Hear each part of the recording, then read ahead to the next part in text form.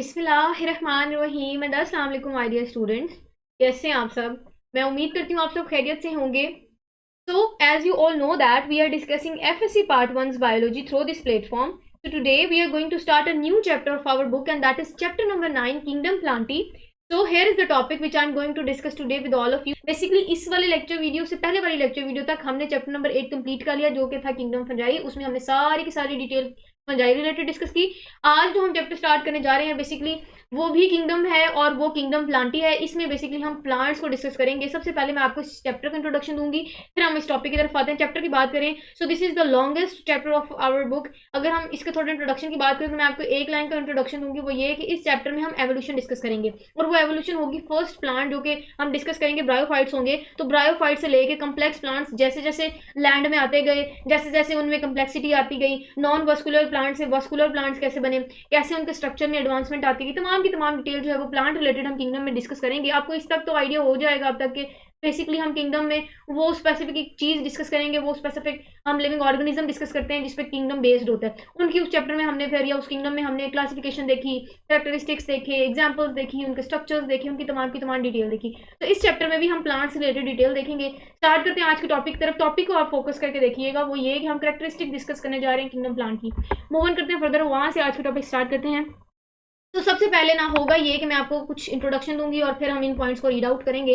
अगर हम kingdom Plantae का मतलब प्लांट्स हमने डिस्कस करने, इस पूरे चैप्टर में हमने प्लांट्स रिलेटेड डिटेल डिस्कस करनी है। सिंपल से सिंपल छोटी से छोटी बात से लेकर कम्प्लेक्स से कम्प्लेक्स कॉन्सेप्ट तक जो है वो हम प्लांट्स रिलेटेड डिस्कस करेंगे। कुछ कॉन्सेप्ट्स ले लें और फिर हम इन पॉइंट्स को रीड आउट करते हैं। बेसिकली वो कह रहे हैं कि बहुत पुराने वक्तों से ना साइंटिस्ट या बायोलॉजिस्ट ये कोशिश करना चाह रहे हैं कि वो लिविंग ऑर्गेनिज्म को ग्रुपिंग करें। ठीक है, जैसे हमने पीछे किंगडम से डिस्कस किया कि उन्होंने सिमिलैरिटीज और डिफरेंसेस को देखते हुए किंगडम लाया। इसीलिए अगर हम किंगडम प्लांटी की बात करें तो साइंटिस्ट ने क्या किया, किंगडम प्लांटी के अंदर भी उन्होंने डिफरेंट जो है वो डिवीजन्स बनाई, डिफरेंट ग्रुपिंग बनाई उनकी सिमिलैरिटीज और डिफरेंसेस को देखते हुए। तो यही बेसिकली हम इस पहले पॉइंट में डिस्कस कर रहे हैं। दूसरी बात वो ये कर रहे हैं, हम नेक्स्ट पॉइंट डिस्कस करते हैं फाइलोजेनिक सिस्टम ऑफ क्लासिफिकेशन। अब फाइलोजेनी जो है वो फाइलोजेनेटिक या फाइलोजेनी या फाइलोजेनिक जो है वो आप वहां से अब टर्म जो इवॉल्व हुई है। अब फाइलोजेनेटिक या फाइलोजेनी का मतलब होता है एवोल्यूशनरी हिस्ट्री, फोर फादर्स वाली हिस्ट्री, पुरानी हिस्ट्री। ठीक है, जहां से वो चीजें इवॉल्व हुई हैं। ठीक है, एवोल्यूशनरी हिस्ट्री को बोलते हैं। तो बेसिकली ये जो क्लासिफिकेशन है ना, इसका ये कॉन्सेप्ट है कि इसमें हम क्या करते हैं कि लिविंग ऑर्गेनिजम्स को, किसको, लिविंग ऑर्गेनिजम्स को हम क्लासिफिकेशन करते हैं लिविंग ऑर्गेनिज्म की। और उनकी क्लासिफिकेशन किस बेस्ड पे हम क्लासिफिकेशन करते हैं, वो हम करते हैं on the basis of origin, कि उनकी ओरिजिन क्या है, उनकी एवोल्यूशनरी हिस्ट्री क्या है, कहाँ से वो ओरिजिनेट हुए हैं, उनकी एवोल्यूशन क्या है। तो लिविंग ऑर्गेनिज्म को उनकी मोड ऑफ ओरिजिन से देखते हुए, जो नेचुरल रिलेशनशिप हम आपस में लिविंग ऑर्गेनिज्म का देखते हैं, मोड ऑफ ओरिजिन को ध्यान में रखते हुए ऐसी क्लासिफिकेशन को, ऐसी लिविंग ऑर्गेनिज्म की क्लासिफिकेशन को हम कहते हैं फाइलोजेनेटिक सिस्टम ऑफ क्लासिफिकेशन। अब क्लासिफिकेशन को तो आपको पता है कि ग्रुपिंग करना, डिफरेंट डिवीजन्स में हमने लिविंग ऑर्गेनिज्म को डिवाइड करना या क्लासीफाई करना। लेकिन फाइलोजेनेटिक से आपने माइंड में वर्ड आपने कहना कि फोर फादर्स या फिर एवोल्यूशनरी हिस्ट्री। ठीक है, तो मतलब लिविंग ऑर्गेनिज्म का उनके मोड ऑफ ओरिजिन से, उनकी पुरानी हिस्ट्री से कि वो कैसे ओरिजिनेट हुए, कैसे वो इवॉल्व हुए, उनकी हिस्ट्री को देखते हुए क्लासिफिकेशन जो है वो ये कहलाती है। क्लियर हो गया, ये स्लाइड क्लियर होगी। नेक्स्ट ना हमने बहुत ही आसान पॉइंट्स डिस्कस करने, वो होंगे प्लांट्स के कुछ जनरल करेक्टर्स। अब ये वो करेक्टर्स होंगे जो तमाम के तमाम प्लांट्स में पाए जाते हैं और ये वो पॉइंट्स होंगे जो आपने ऑलरेडी अभी तक के प्रीवियस क्लासेस में बड़ी डिटेल से डिस्कस किया है। अच्छा जी, अब मैं तमाम पॉइंट्स आपके साथ डिस्कस करती हूँ। पहला पॉइंट ये है कि अगर हम प्लांट स्पीशीज की बात करें ना, कि अब तक हमें प्लांट स्पीशीज कितनी डिस्कवर हो गई हैं, तो वो 3,60,000 प्लांट्स जो है वो स्पीशीज हमें आज तक डिस्कवर होगी। लेकिन ये अभी इतनी नहीं है, इससे बहुत ज्यादा स्पीशीज प्लांट्स की मौजूद हैं, लेकिन आप ये कह सकते हैं कि अभी तक हमें इतनी नोन है। क्लियर है। उसके बाद नेक्स्ट पॉइंट है कि अगर हम प्लांट से कुछ जनरल कैरेक्टर्स डिस्कस करें तो वो ये है कि प्लांट जो है वो यूक्रियोटिक होते हैं और ऑटोट्रॉफ्स होते हैं। यूक्रियोटिक का मतलब कि प्लांट जो है वो प्रोक्रियोट्स तो नहीं ना हुए, प्लांट्स हैं यूक्रियोट्स, मतलब कि प्लांट सेल के पास प्रॉपर ट्रू न्यूक्लियस मौजूद होता है। इसीलिए हम कहते हैं कि जो प्लांट्स हैं वो यूक्रियोटिक लिविंग ऑर्गेनिज्म है, क्योंकि उनके पास यूक्रियोटिक सेल्स मौजूद होते हैं। उसके बाद प्लांट्स जो है वो ऑटोट्रॉफ्स होते हैं। अभी आपको पता है ऑटोट्रॉफ्स का मतलब ये खुद अपनी खुराक प्रिपेयर करते हैं by the process of photosynthesis, ये अपनी खुराक अपनी बॉडी में प्रिपेयर करते हैं। दैट्स वाई हम प्लांट्स को ऑटोट्रॉफ्स बोलते हैं। क्लियर है।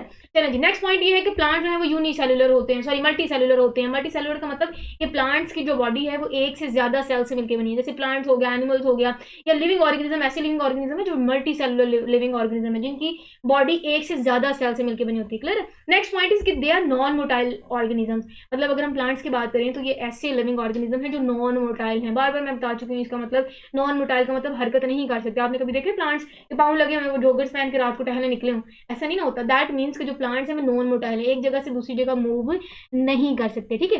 हाँ, लिविंग ऑर्गेनिज्म की अगर हम स्पेसिफिकली एनिमल्स की बात करें तो वो मोटाइल है, तो अब वहां से आपको ये कॉन्सेप्ट जो है वो समझ आ गया। अब नेक्स्ट पॉइंट ये है कि ये ना एम्ब्रियो से डेवलप होते हैं। प्लांट्स की बात करें तो ये एम्ब्रियो से ओरिजिनेट हुए, मतलब कि वहां से डेवलप करते हैं। अब एम्ब्रियो वाला कॉन्सेप्ट देखें। अब जब आपको पता है सीड होता है, ठीक है, सीड में एम्ब्रियो बनता है और एम्ब्रियो से फिर प्लांट जो है वो डेवलप होता है। तो बेसिकली अगर हम इनकी डेवलपमेंट देखें तो वो एम्ब्रियो से स्टार्ट होती है, तो प्लांट जो है वो एम्ब्रियो से डेवलप करते हैं। यहाँ तक पॉइंट क्लियर हो गया। नेक्स्ट हम देखते हैं, कहते हैं कि अगर हम प्लांट की बात करें ना तो प्लांट्स के पास सेल वॉल मौजूद होती है। अब प्लांट के स्ट्रक्चर की बात हो रही, थोड़ी थोड़ी हम जनरल कैरेक्टर डिस्कस कर रहे हैं। प्लांट्स में सेल वॉल मौजूद होती है और वो cell wall outer to cell membrane, मतलब प्लांट्स के स्ट्रक्चर में सबसे बाहर सेल वॉल होती है, उसके बाद अंदर जो है वो सेल मेम्ब्रेन मौजूद होती है। क्लियर, एक ये इनका स्ट्रक्चरल पॉइंट देख लिया। नेक्स्ट कह रहे हैं कि अगर हम इनकी कंपोजिशन की बात करें, सेल वॉल की कंपोजिशन, तो आपने पहले भी पढ़ा कि जो प्लांट की सेल वॉल है वो सेलुलोज से मिलकर बनी हुई। क्लियर है, सेलुलोज से मिलकर बनी। अब नेक्स्ट पॉइंट देख लें, वो एक शॉर्ट क्वेश्चन मैंने आपके साथ बहुत इंपॉर्टेंट मेंशन किया, डिफरेंशिएट बिटवीन बेसिक्स आपने डिस्कस करनी है ब्रायोफाइट्स और ट्रिकोफाइट्स। अब आप कहेंगे यहाँ तो ब्रायोफाइट्स और ट्रैकियोफाइट्स का कोई कंसेप्ट नहीं, तो ये कंसेप्ट आप नेक्स्ट डिस्कस करेंगे और वहाँ जो है यहाँ मेंशन करने का मतलब ये है कि बहुत इंपॉर्टेंट शॉर्ट क्वेश्चन है जो हम नेक्स्ट डिस्कस करने जा रहे हैं। क्लियर है, चलिए जी, ये देखिए ब्रायोफाइट्स और ट्रैकियोफाइट्स आगे जो हमने डिस्कस करने हैं। अच्छा जी, यहाँ वो कह रहे हैं, पहले तो हमने सिर्फ जनरल कैरेक्टर्स डिस्कस किए जो आई नो आपको पहले भी पता होंगे प्लांट्स के बारे में, कुछ कुछ जनरल टर्म्स थे, तो वही हमने जनरल टर्म्स डिस्कस की।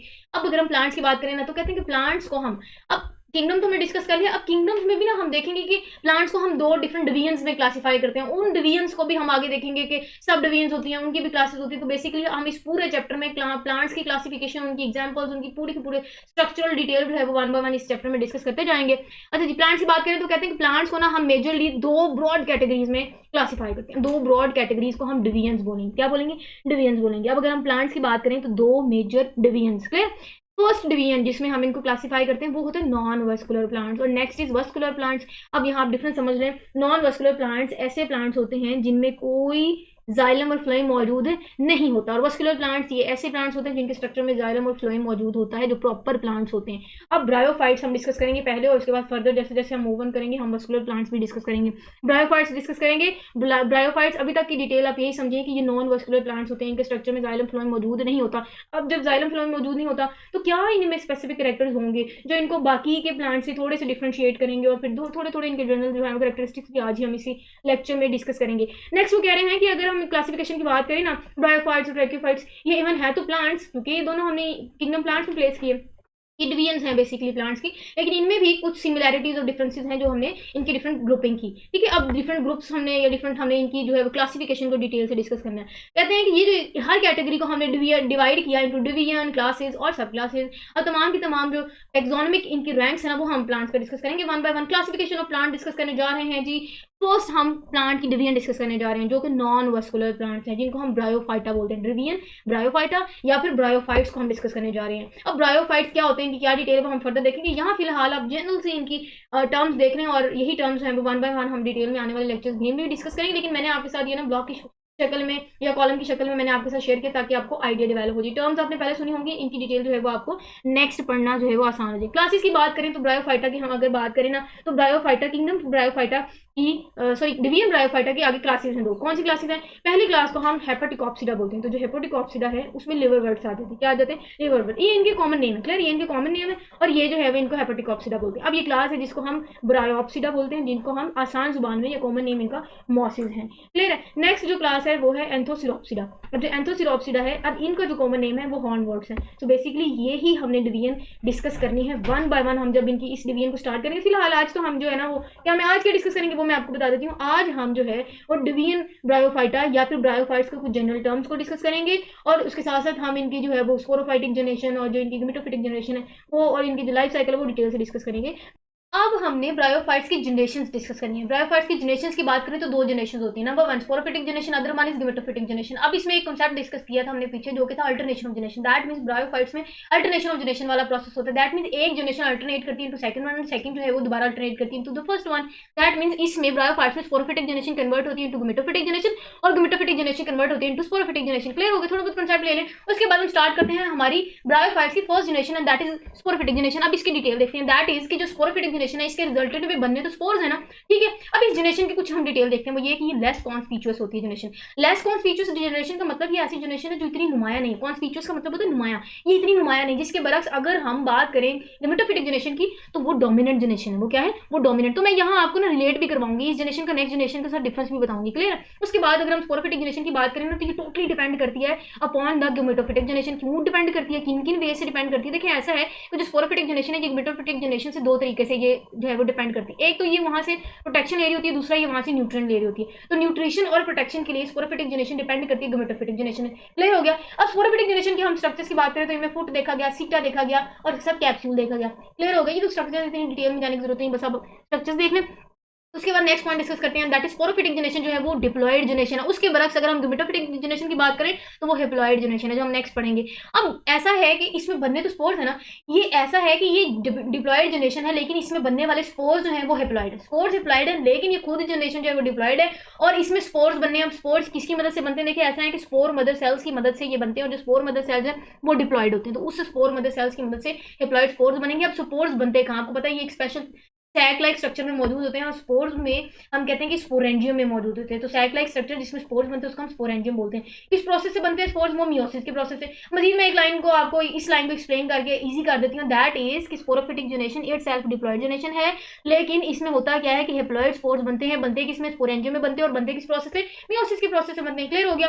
देखिए ऐसा है कि जब स्पोर्स बनी, हेप्लॉयड स्पोर्स बनी, उसके बाद इन स्पोर्स ने जर्मिनेट करना और गिव राइज करनी new generation, that is gametophytic generation. यही तो हम अल्टरनेशन जनरेशन का कांसेप्ट पढ़ रहे हैं कि एक जनरेशन चेंज होती है इनटू सेकंड वन। तो स्पोर्स बने, स्पोर जर्मिनेट किए और सेकंड जनरेशन बन गई, दैट इज गेमेटोफिटिक जनरेशन, जो कि हेप्लॉयड है। तो डिप्लॉयड से लेके हेप्लॉयड तक का जनरेशन का एक सफर है जो हम नेक्स्ट डिस्कस करेंगे, क्योंकि नेक्स्ट हम डिस्कस करेंगे गेमेटोफिटिक जनरेशन। क्लियर है। अब गेमेटोफिटिक जनरेशन ऐसी जनरेशन जिसमें आपके नाम से अंदाजा होगा कि गैमेट्स बनने। क्या बनने? गैमेट्स। सबसे पहले हम सेक्स ऑर्गन्स डिस्कस करेंगे और फिर हम उनके अंदर बनने वाले गैमेट्स डिस्कस करेंगे, और फिर उनका क्या प्रोसेस है, किस तरह वो दोनों गैमेट्स आपस में मिलते हैं, फ्यूजन कैसे होती है, क्या क्या फ्यूजन के बाद रिजल्ट बनता है, उसके सारे के सारे सेक्सुअल रिप्रोडक्शन वाला प्रोसेस हम देखेंगे ब्रायोफाइट्स में। फिलहाल हम जनरेशन डिस्कस कर रहे हैं, दैट इज गेमेटोफिटिक जनरेशन। ऐसा है कि इनमें जो दोनों सेक्स ऑर्गन्स है ना वो मल्टीसेलुलर है, मेल सेक्स ऑर्गन भी और फीमेल सेक्स ऑर्गन भी। लेकिन अगर हम मेल सेक्स ऑर्गन की बात करें, सेक्स ऑर्गन की बात करें तो वो एंथ्रीडिया है। क्या है? एंथ्रीडिया। अगर हम फीमेल सेक्स ऑर्गन की बात करें दैट इज आर्चिगोनिया। क्या है? आर्चिगोनिया। अगेन हम बात करें ब्रायोफाइट्स, तो ब्रायोफाइट्स की ये एमसीक्यू इंपॉर्टेंट है। ब्रायोफाइट्स की जो मेल सेक्स ऑर्गन है दैट इज एंथ्रीडिया, और फीमेल जो है वो आर्चिगोनिया, और ये आपको पता है कि ये रिजल्टेंट में हम गेमेटोफिटिक जनरेशन। अब इसमें से हम नेक्स्ट सफर डिस्कस कर रहे हैं गैमेट्स का, तो वो हम देखेंगे तो ना सिर्फ ये गैमेट्स सेम प्लांट्स में बनते हैं बल्कि डिफरेंट प्लांट्स में भी बन सकते हैं। क्लियर है। उसके बाद सेक्स ऑर्गन हमने देख लिया, ये मल्टी सेलुलर होते हैं। अब सेक्स ऑर्गन्स को एक लेयर प्रोटेक्ट कर रही है, एक कवरिंग प्रोटेक्ट करती है, और वो कवरिंग जो है वो स्टीरॉयल कवरिंग होती है। स्टीरॉयल कवरिंग ऑफ सेल्स है, एक सेल्स की एक कवरिंग होती है जो स्टीरॉयल होती है, और वो इन मल्टी सेलुलर सेक्स ऑर्गन्स को प्रोटेक्ट कर रही है। यहाँ तक समझ आ गया? सेक्स ऑर्गन डिस्कस करिए। अब नेक्स्ट जो है वो हमने सेक्सुअल रिप्रोडक्शन स्टार्ट करेंगे इन ब्रायोफाइट्स, और उसमें हमने गैमेट्स को डिटेल से डिस्कस करना है और सारे के सारे प्रोसेस डिस्कस करने हैं। देखिए ऐसा है कि पीछे जो हमने बात की थी स्पोर्स बने थे by the process of meiosis, इसमें गैमेट्स बनेंगे क्योंकि हम गेमेटोफिटिक जनरेशन डिस्कस कर रहे हैं, और बनते किस प्रोसेस से? माइटोसिस के प्रोसेस से बनते हैं। क्लियर हो गया। चलें जी, नेक्स्ट पॉइंट है इसके मेल गैमेट्स। अब मेल गैमेट बनना है, बनना गैमेट किसने होता है? सेक्स ऑर्गन के अंदर बनना है, ठीक है। अब सेक्स ऑर्गन जो है वो मेल एंथ्रीडिया है, उस मेल सेक्स ऑर्गन के अंदर जो मेल गैमेट बनता है दैट इज एंथ्रीजॉइड। तो एंथ्रीजॉइड जो है वो मेल गैमेट है, और बान किसके अंदर रहे हैं? मेल सेक्स ऑर्गन के अंदर बने हैं, दैट इज एंथ्रीडिया। क्लियर है। अब कहते हैं कि अगर हम इनके नेचर की बात करें ना, ये जो मेल गैमेट है दैट इज मोटाइल, ये मोटाइल और लार्ज नंबर में, बहुत ज्यादा नंबर में ये प्रोड्यूस होते हैं। उसके बरक्स अगर हम फीमेल गैमेट्स की बात करें तो फीमेल गैमेट एक स्ट्रक्चर के अंदर मौजूद हो रहे होते हैं, वहां प्रोड्यूस होते हैं, दैट इज आर्चिगोनिया। तो आर्चिगोनिया के ये फीमेल सेक्स ऑर्गन है जिसके अंदर फीमेल आप कह सकते हैं गैमेट बनते हैं, और फीमेल गैमेट क्या है? एग हो गया, ओवम भी हम इसको बोलते हैं, ओस्पोर भी बोलते हैं। क्लियर है। तो ये तमाम के तमाम फीमेल गैमेट्स हैं जो कि एक स्ट्रक्चर में मौजूद हो रहे होते हैं, यहाँ वहां प्रोड्यूस हो रहे होते हैं। वो स्ट्रक्चर क्या है? आर्चिगोनियम। तो आर्चिगोनियम या आर्चिगोनिया ये ऐसा स्ट्रक्चर है जिनको हम फीमेल सेक्स ऑर्गन कहते हैं, उनके अंदर फीमेल गैमेट बनते हैं, दैट इज एग और ओवम। क्लियर हो गया। चले जी, गैमेट समझ आ गया, सेक्स ऑर्गन समझ आ गया। यहाँ से अब हम फर्टिलाइजेशन का डिस्कस करने जा रहे हैं, दैट मीन हम यहाँ से प्रोसेस जो है वो सेक्सुअल रिप्रोडक्शन का स्टार्ट करते हैं कि ब्रायोफाइट जो है तो सेक्सुअली कैसे रिप्रोड्यूस करते हैं। अच्छा, इनकी अगर हम फर्टिलाइजेशन की बात करें तो कहते हैं कि इनकी फर्टिलाइजेशन में वाटर इज वेरी इंपॉर्टेंट। मैंने स्टार्ट में कहा था कि ये जो है ना ब्रायोफाइट्स ये एम्फीबियंस हैं, एम्फीबियंस प्लांट्स माना जाता है। क्यों? क्योंकि ये पानी के बगैर नहीं रह सकते, इनकी सेक्सुअल रिप्रोडक्शन के लिए भी वाटर जरूरी होता है। क्लियर है। अब कहते हैं कि ये वजह है कि फर्टिलाइजेशन की बात करें या रिप्रोडक्शन की बात करें तो वो वाटर की प्रेजेंस में होता है, ठीक है। क्योंकि अगर हम बात करें ना, अब वाटर एक आप कह सकते हैं कीमोटैक्टिकली एक प्रोसेस होता है। कीमोटैक्टिकली दैट मीन्स कि एक ऐसा आप कह सकते हैं एक ऐसा प्रोसेस है जिसमें स्टिमुलस के थ्रू जो है वो मोशन हो रही होती है या कोई भी रिस्पॉन्स प्रोड्यूस हो रहा होता है। जैसे फॉर एग्जाम्पल लाइट जल रही है, ठीक है, तो अगर हम लाइट जल रही है तो मैं या लाइट गई है तो मैं लाइट चला रही हूँ, सो भी मतलब वो लाइट के रिएक्शन में भी कोई रिस्पॉन्स हो सकता है, पानी के रिएक्शन में भी कोई रिस्पॉन्स हो सकता है, किसी केमिकल के रिएक्शन में भी रिस्पॉन्स हो सकता है। तो कीमोटैक्टिकली का मतलब होता है किसी भी स्टिमुलस के थ्रू रिस्पॉन्स प्रोड्यूस होना, ये ऐसा होता है। अब होता क्या है कि ये फर्टिलाइजेशन पानी होती है, तो जो एंथ्रीजॉइड्स है ना, जो कि एन है, दैट मीन्स हिप्लॉइड है, ये अट्रैक्ट करते हैं, ठीक है, किसकी तरफ अट्रैक्ट करते हैं, जाहिर है फीमेल आर्चिगोनिया की तरफ अट्रैक्ट करेंगे, और ये कीमोटैक्टिकली, दैट मीन्स कि जो फीमेल आर्चिगोनिया ना, ये कुछ स्टिमुलस प्रोड्यूस करते हैं, कुछ केमिकल्स प्रोड्यूस करते हैं, उन केमिकल्स को ये एंथ्रीजॉइड्स हैं वो डिटेक्ट करते हैं, और डिटेक्ट करने के बाद उनके पास चले जाते हैं, उनकी तरफ ये मूवमेंट करते हैं, रिस्पॉन्स शो करते हैं उनको देख के, क्लियर है। अब होता क्या, इन्होंने रिस्पांस दे दिया आर्चिगोनिया ने, और इन्होंने रिस्पांस लेने के बाद मूवमेंट क्या होगा कि एक सिंगल जो है वो एंथ्रीजॉइड्स हैं वो फ्यूज करेगा विद अ सिंगल एग, एक सिंगल एंथ्रीजॉइड है वो सिंगल एग के साथ फ्यूज करेगा, और फ्यूजन के रिएक्शन में होता ये है कि डिप्लॉइड जाइगोट बनेगा। तो हिप्लॉइड ये भी है, हिप्लॉइड ये भी, जब हिप्लॉइड हिप्लॉइड मिलता है तो क्या बनेगा, डिप्लॉइड जाइगोट बनेगा, क्या बनेगा, डिप्लॉइड जाइगोट। अब जाइगोट के बाद की कहानी सुने, जाइगोट जो है वो फीमेल आर्चिगोनिया मतलब कि जो सेक्स ऑर्गन है वही पड़ा रहेगा, जाइगोट बन गया, फ्यूजन होगी, फर्टिलाइजेशन होगी। अब क्या होगा कि जाइगोट बनने के बाद वो फीमेल आर्चिगोनिया में पड़ा रहेगा, सेक्स ऑर्गन में पड़ा रहता है फॉर सम टाइम, कुछ वक्त के बाद। अब होता क्या है कि आफ्टर रेस्टिंग पीरियड, जैसे पीरियड खत्म होता है रेस्टिंग पीरियड, तो वो जो जाइगोट है वो फिर ट्रांसफॉर्म हो जाता है, कन्वर्ट हो जाता है इनटू एम्ब्रियो। अब एम्ब्रियो में कन्वर्ट होता है by the process of mitosis. अब जब एम्ब्रियो बन गया तो एम्ब्रियो जो है वो फिर डेवलप करता है इनटू स्पोरोफाइट। अब यहाँ से जो है वो जनरेशन अल्टरनेट कर रही है, क्लियर हो गया। जाइगोट बन गया, ठीक है, मेल और फीमेल फ्यूज किए, जाइगोट बन गया, डिप्लॉयड जाइगोट कुछ टाइम के लिए आर्चिगोनियम जो कि फीमेल सेक्स ऑर्गन है वहां पड़ा रहा, उसके बाद जब रेस्ट करने के बाद, रेस्टिंग पीरियड के बाद जाइगोट ट्रांसफॉर्म हुआ इनटू एम्ब्रियो, और उसके बाद वो फिर स्पोरोफाइटिक जनरेशन में कन्वर्ट। तो यही तो अल्टरनेशन जनरेशन थी। उसके बाद कहते हैं कि जो दोबारा बना इंटायर डेवलपमेंट स्पोरोफाइट 10 जितनी की हमने कहा स्पोरोफाइटिक जनरेशन वो डिपेंड करेगी, ठीक है, वो सारी की सारी एक तो गिमेटोफिटिक प्लांट बॉडी में ही हो रही होती है, मतलब कि गिमेटोफिटिक जनरेशन के अंदर ही स्पोरोफिटिक जनरेशन डेवलप कर रही होती है। एक यहाँ पॉइंट, क्यों क्यों इनके अंदर ही डेवलप कर रही होती है ये जनरेशन, क्यों इसके अंदर डेवलप करती है, क्योंकि ये डिपेंड करती है, स्पोरोफिटिक जनरेशन जो है वो डिपेंड करती है गिमेटोफिटिक जनरेशन में, किस किस वे से, वो न्यूट्रिशन के तौर पर उनको न्यूट्रिशन मिलती है, वहां से प्रोटेक्शन वाले पॉइंट ऑफ व्यू से ये वहां अटैच करते हैं, क्योंकि डिपेंड करते हैं। क्लियर हो गया, ये पॉइंट समझ आ गया।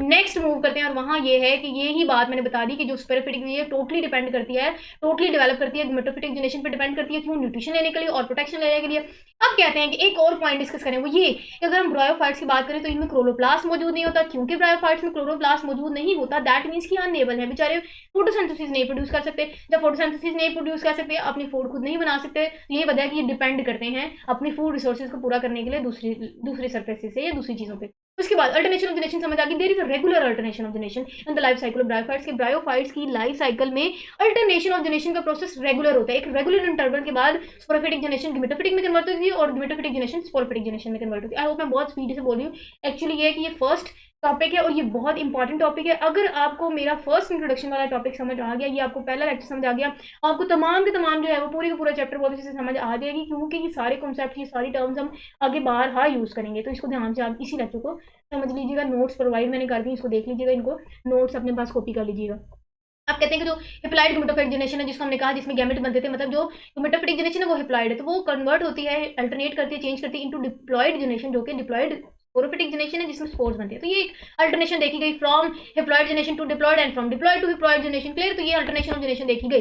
देखें, this is the last slide जिसमें हमने कुछ चीजें डिस्कस करनी है। अब इसमें ऐसा है कि तमाम की तमाम आप क्या लेंगे, मैं ब्रायोफाइट्स का निचोड़ डिस्कस करूंगी, कुछ कैरेक्टर्स जो है वो हम इनके यहाँ दोबारा एक्सप्लेन करेंगे। अगर इन पॉइंट्स को आप समझ गए, दैट मीन्स हमारा पूरा का पूरा आज का टॉपिक रिवाइज हो जाएगा। तो ये भी पॉइंट्स आप ध्यान से देखिएगा। वो ये हमने कहा था जो ब्रायोफाइट्स है ना, इनमें वस्कुलर सिस्टम एब्सेंट होता है, क्योंकि इनमें वस्कुलर बंडल्स नहीं होते, ये नॉन वस्कुलर प्लांट्स माने जाते हैं, दैट मीन्स इनमें जाइलम और फ्लोएम मौजूद नहीं होता। एक तो ये जनरल कैरेक्टर्स हैं, ठीक है। उसके बाद इनमें गिमेटोफिटिक जनरेशन डोमिनेट होती है। अभी हमने पीछे कहा कि इनमें स्पोरोफिटिक जनरेशन जो है वो लेस कॉन्स्पिचुअस होती है, जिसके बरक्स जो गिमेटोफिटिक जनरेशन है वो डोमिनेट होती है। क्यों डोमिनेट होती है? एक तो ये डोमिनेट है, यही वजह है कि स्पोरोफिटिक जनरेशन इस जनरेशन के अंदर ही डेवलप हो रही होती है, और वहां से हमने कहा कि न्यूट्रिशन और प्रोटेक्शन जो है वो ले रही होती है। उसके बाद हमने कहा यही नेक्स्ट पॉइंट है कि स्पोरोफिटिक जनरेशन अटैच होती है गिमेटोफिटिक जनरेशन से, वो जो नीड हम पूरी करती है वो देख लिया। होमोस्पोरस जनरेशन है, दैट मीन्स कि इस जो स्पोरोफिटिक जनरेशन के बाद जो स्पोर्स बनते हैं वो हिप्लॉइड स्पोर्स होते हैं, सेम स्पोर्स होते हैं, मतलब आपस में एक दूसरे से मिलते जुलते होते हैं, नेचर इनकी सेम होती है, दैट मीन्स कि ये सेम स्पोर्स प्रोड्यूस करते हैं। ये होमोस्पोरस होगी, ये जनरेशन जो है स्पोरोफिटिक जनरेशन होमोस्पोरस है। उसके बाद इसका next point very important character, that is कि इनको सेक्सुअल रिप्रोडक्शन के लिए वाटर की जरूरत होती है। तो दिस इज इट, यही था आज का हमारा लेक्चर। आई होप आपको बहुत अच्छे से समझ आ गया, थोड़ा लेंथी है लेकिन आप इसको ध्यान से देखिएगा, क्योंकि तमाम के तमाम जो है कॉन्सेप्ट्स पूरे चैप्टर में ये बार बार रिवाइज होंगे। और हमने इसमें 1 मिनट का मैं ओवरव्यू दे दूंगी, वो ये कि हमने इसमें क्या डिस्कस किया। हमने इसमें जो है वो कुछ जनरल कैरेक्टर्स डिस्कस किए प्लांट्स के, मतलब ओवरऑल प्लांट्स के जनरल कैरेक्टर्स डिस्कस किए। उसके बाद हमने कहा कि प्लांट्स को हम दो ब्रॉड कैटेगरी में क्लासीफाई करते हैं, that is non vascular plant bryophytes और ट्रिकोफाइट्स। ट्रिकोफाइट्स जो है हम नेक्स्ट डिस्कस करेंगे। फिलहाल हमने आज first non vascular plants discuss किए हैं, उसमें हमने जो है वो मैंने उसकी क्लासेस भी डिस्कस किए, वन बाय वन हम अपनी आने वाले लेक्चर्स में भी डिस्कस करेंगे। हमने इनके कुछ जनरल कैरेक्टर डिस्कस किया। हमने कहा जी फर्स्ट प्लांट है ग्रीन एल्गी से इवॉल्व हुए flowerless plants and non vascular है। हैबिटेट की बात की हमने कहा बहुत रेयरली ये लैंड पे होते हैं, लेकिन ये डैम्प और शेडी प्लेसेस पे होते हैं। उसके बाद हमने कहा कि इनमें कंडक्टिंग टिश्यूज एब्सेंट होते हैं, इनमें स्ट्रेंथनिंग टिश्यूज एब्सेंट होती है। यही वजह है कि ये जो है वो जमीन के साथ साथ होते हैं, मतलब बहुत छोटे होते हैं साइज में। इनमें जो है वो क्यूटिकल मौजूद होती है जो कि बहुत थिन होती है आम बाकी वस्कुलर प्लांट्स के निस्बत। ये एम्फीबियस प्लांट है, क्यों? क्योंकि इनको वाटर की जरूरत होती है, पानी के बगैर नहीं रहते। उसके बाद हमने कहा कि जिनमें जनरेशन जो है गोमेटोफिटिक डोमिनेंट है और कुछ स्पोरोफिटिक जनरेशन की बात की। फिर हमने इनमें स्पोरोफिटिक डिटेल से, आई होप आपको समझ आ गई होगी, गोमेटोफिटिक और फिर सेक्सुअल रिप्रोडक्शन देखी, जिसको लाइफ साइकिल ऑफ ब्रायोफाइट्स भी पेपर में आ सकता है। इसको देख लिया हमने, ना सिर्फ सेक्स ऑर्गन्स देखे बल्कि गैमेट्स देखे, और फिर उसके बाद जो है वो फर्टिलाइजेशन वाला प्रोसेस भी देखा। सो दिस इज इट। अपना बहुत सारा ख्याल रखिएगा, इस लेक्चर को ध्यान से देखिएगा, बार बार देखिएगा, जब तक समझ ना आए आगे प्लीज प्रोसीड ना कीजिएगा। इसके बाद इंशाल्लाह जो है वो नेक्स्ट हम अडेप्टेशन ऑफ लैंड हैबिटेट भी डिस्कस करेंगे ब्रायोफाइट्स के। So this is it. अपना बहुत सारा ख्याल रखिएगा and okay then stay connected and अल्लाह हाफिज।